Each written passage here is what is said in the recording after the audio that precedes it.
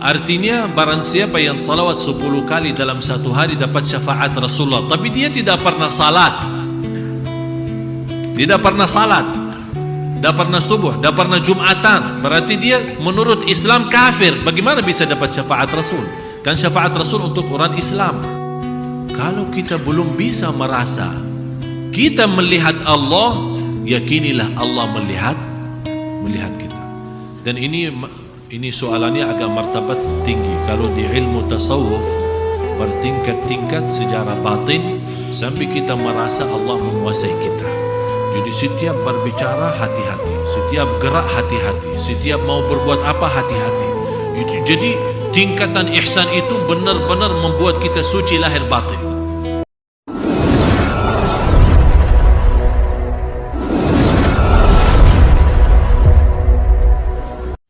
Jadi Bapak Ibu, memang di dalam fikih itu dinamakan imam fasik. Itu sudah disebut. Kalau disebut kata imam fasik berarti dia imam kan? Berarti dia imam. Tapi kalau istilah imam mantan zina atau mantan mabuk, suka minuman keras, istilah kata mantan itu berarti dosa lalu. Dan kalau dia memang taubatan nasuha, Allah subhanahu wa ta'ala mengampuni dosa sebagaimana bersabda Rasulullah SAW, wat-taubatu tajubbu ma qablaha. Taubat yang benar Allah ampuni dosa yang sebelumnya. Jadi tidak boleh kita hukumkan orang atas latar belakangnya atau dosa lalunya, tidak boleh. Harus kita juga menjadi orang yang adil terhadap manusia. Kalau dia memang berbuat kesalahan dan dosa besar, kita semua tidak terlepas dari salah dan dosa. Kalau dia memang sudah mantan berarti dia sudah taubat, tidak menjadi masalah kalau beliau jadi imam. Tapi kalau dia masih berlaku dosa maksiat, menurut saya lebih baik imamnya sendiri dia mundurkan diri daripada membuat jamaah tidak senang. Karena Rasulullah SAW juga melaknati seorang imam yang dia imam tapi makmum tidak senang dengan imam itu. Maksudnya posisi makmum tidak senang, tapi bukan tidak senang karena alasannya apa gitu, bukan. Tapi tidak senang karena memang imam itu seorang berlaku dosa besar. Tapi bukan tidak senang, anda tidak senang imam ini karena bacanya gimana. Saya tidak senang imamnya karena dia orang mana, saya orang mana. Itu tidak boleh, itu alasan duniawi. Tapi kalau ada alasan islami, syar'i, menurut fikih, lebih baik imam itu harus memposisikan diri. Kecuali kalau dia melihat, kalau dia tetap menjadi imam, mudah-mudahan Allah bukakan hatinya, bisa lama-lama malu dan taubatan nasuha, tidak apa-apa. Kita kasih kesempatan supaya kita juga sama-sama diampuni Allah subhanahu wa ta'ala.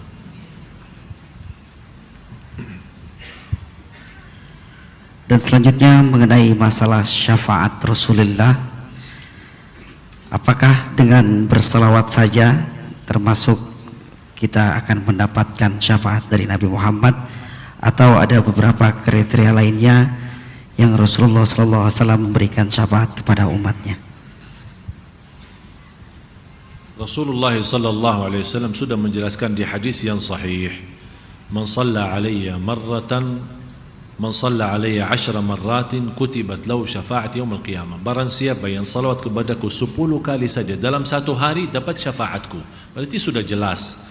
Tapi harus difahami, kadang-kadang satu hadis itu jangan kita mengambil pemahaman lewat satu hadis.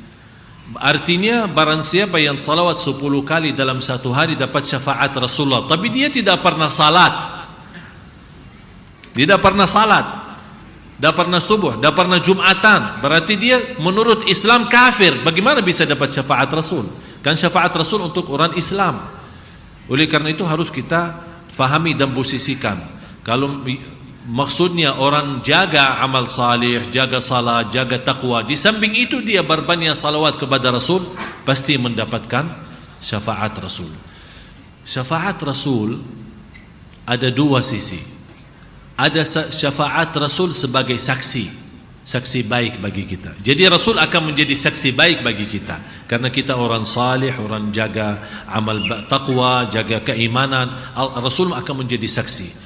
Yang kedua, syafaat Rasul akan minta tolong Allah untuk diampuni dosa kita. Berarti Rasul akan menjadi saksi baik bagi orang salih dan menjadi membawa syafaat bagi ahli maksiat dan dosa. Faham? Jadi berbanyak salawat itu menjaminkan syafaat Rasul. Yang dimaksud di sini syafaat Rasul lewat berbanyak salawat adalah diampuni dosa kita. Sebagaimana ulama menjelaskan, ada 40 manfaat daripada salawat. Ada 40 macam manfaat daripada salawat kepada Rasul. Di antaranya ampunan dosa kita. Dan kita semua membutuhkan syafaat Rasul. Dan macam syafaat banyak. Rasul mensyafaatkan semua orang Muslim dan orang kafir, semua umat Nabi maupun umat yang terdahulu. Itu namanya syafaatul kubra, syafaat yang paling besar. Nanti di hari kiamat, karena mereka sudah berdiri 50.000 tahun, mereka merasa sudah lelah, tidak merasa mampu sabar menghadapi hisab. Belum hisab ini sudah mereka merasa tersiksa 50.000 tahun berdiri. Oleh karena itu mereka lari kepada para nabi, datang kepada Nabi Adam. Nabi Adam menjawab, diri sendiri saya tidak bisa bantu. Datang kepada Nabi Ibrahim, larinya kepada Nabi Nuh, kepada Nabi Isa alaihissalam, kepada Nabi Musa. Semua tidak ada yang bisa bantu. Sampai akhirnya seluruh umat manusia, sejak umat yang dulu sama sekarang, larinya kepada Nabi Muhammad, ya Rasulullah, tolong bantulah kami supaya Allah mulai hisab. Karena kita sudah capek berdiri 50.000 tahun. Disitulah Rasul sujud di hadapan Allah dan memuji Allah dalam sujud. Kata Rasulullah, di saat itu Allah gerakkan lidah saya memujinya yang tidak pernah dipuji oleh siapapun sebelumnya. Habis itu Allah berintah, wahai Nabi Muhammad, angkatlah kepalamu dan beri syafaat kepada semua yang ada di ahli mahsyar, ahli kiamat. Di situ kata Rasul, ya Allah, tolonglah mulai hisab. Ini umum, namanya syafaat yang agung. Ada syafaat lagi yang Rasul minta tolong Allah memaafkan sebagian ahli neraka yang masuk surga. Ada sebagian dari umatnya yang dihukum masuk neraka.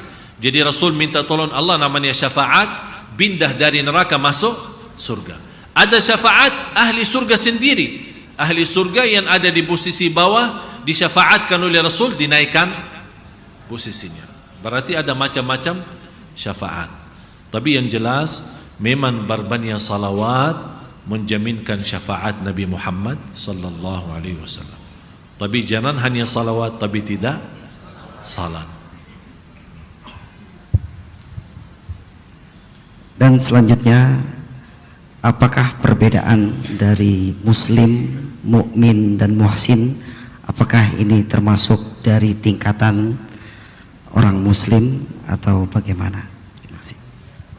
Dan mengucapkan kalimat syahadat, menjalankan 5 rukun Islam, namanya muslim. Kalimat syahadat, salat, zakat, puasa dan haji, namanya muslim. Belum tentu beriman, belum masuk dalam golongan iman. Iman itu jauh lebih besar, lebih luas. Masuk dalam martabat iman, iman kepada Allah dan rukun-rukun iman. Di antaranya iman kepada Allah, para malaikat, kitab-kitab, para nabi dan rasul. Kemudian hari kiamat, yang terakhir adalah terhadap qadar baik maupun buruk. Termasuk dalam iman adalah amal-amal salih yang lain. Silaturrahim, berbuat baik, memaafkan orang, menjadi orang ikhlas lahir batin, bersedia, bersabar, dermawan, berinfak, menjaga istiqamah salat sunnah-sunnah, iman-iman. Misal ada seorang malas sama sekali, tidak mau salat sunnah, tidak mau qiyamul lail, tidak mau duha, tidak mau sunnah qabliyah ba'diyah, tidak mau sunnah wudu, tidak mau tahiyatul masjid, tapi salat 5 waktu jaga betul, luar biasa. Tapi lebihnya tidak ada sama sekali. Namanya apa? Muslim. Semakin berbanyak di luar salat 5 waktu wajib, ada berbanyak salat-salat lain, dia akan pindah dari posisi muslim bertingkat menjadi iman. Mau melebihi daripada iman, itu namanya muhsin. Muhsin artinya orang yang senantiasa berbuat baik. Dan itu martabat muhsin jarang ada kecuali yang dapat istimewa dari Allah. Apa itu ihsan? Bagaimana kita bisa menjadi muhsin? Kita beribadah kepada Allah seperti Allah melihat kita. Jadi posisi saat kita beribadah seolah-olah kita merasa dalam batin kita Allah melihat kita. An ta'budallaha ka'annaka tarah. Kalau kita belum bisa merasa kita melihat Allah, yakinilah Allah melihat kita.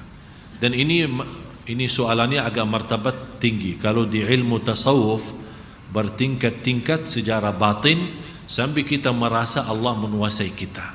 Jadi setiap berbicara hati-hati, setiap gerak hati-hati, setiap mau berbuat apa hati-hati. Jadi tingkatan ihsan itu benar-benar membuat kita suci lahir batin.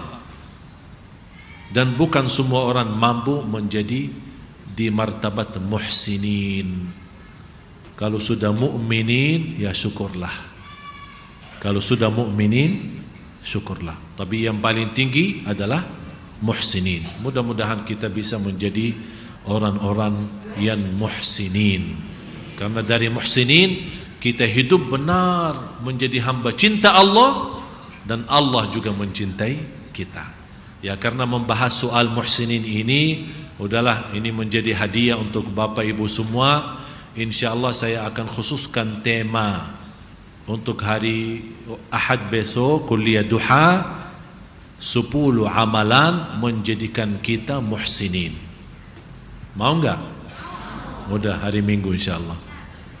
Kuliah duha saya khususkan ini karena ini baru pertanyaan ini, saya khususkan insyaAllah kalau kita bisa membawa 10 amalan ini, InsyaAllah bukan hanya kita bisa cinta Allah, tapi akan Allah mencintai kita.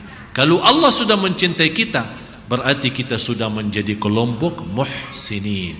Dan banyak ayat Al-Quran, Inna rahmatallahi qaribun minal muhsinin. Sungguh rahmat Allah sangat dekat kepada orang yang muhsinin.